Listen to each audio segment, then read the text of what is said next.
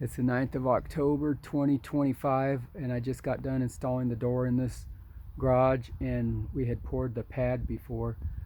So this is what I've been doing. I haven't been posting too much, but I wanted to show this little job.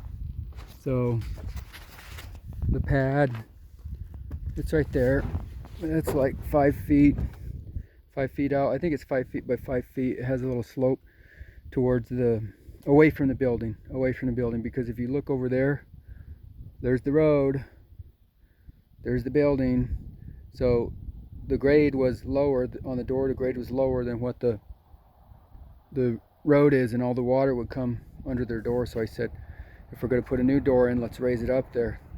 So we raised the door up, and then later the floor on the inside needs to be replaced, so then they can pour up higher on the inside if they ever do a new floor. So anyway, I had to reframe the opening and had to put the trim on like that. And the building, I mean, yeah, you never know how long this is going to last, but it's better than it was. So sometimes that's all you can do.